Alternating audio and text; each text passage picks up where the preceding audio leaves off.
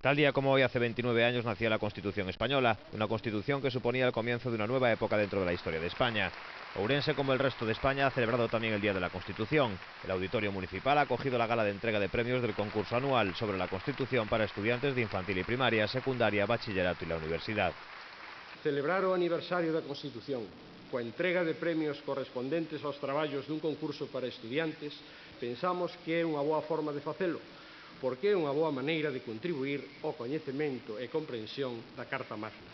Ademais, permite afondar na dimensión pedagóxica que debe ter toda a celebración, porque a educación, esa serie de accións que, segundo Durkheim, toda a sociedade realiza para transmitirlle aos seus membros menos maduros os valores nos cales se sustentan, é algo que nos atinxe a todos e que comporta exemplos e vivenzas comunitarias entre as cales as celebracións constitúen accións de gran importancia educativa.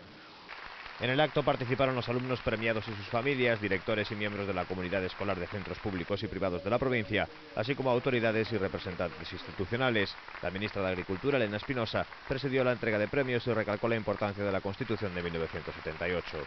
Foi un acto de xenerosidade e renuncia por parte de todos, que movidos por un fervente desexo de vivir por fin en paz e en liberdade, renunciamos a posturas maximalistas en pro de alcanzar o consenso sobre os principios básicos nos que se debe asentar a convivencia dun pobo e os direitos dos seus cidadáns.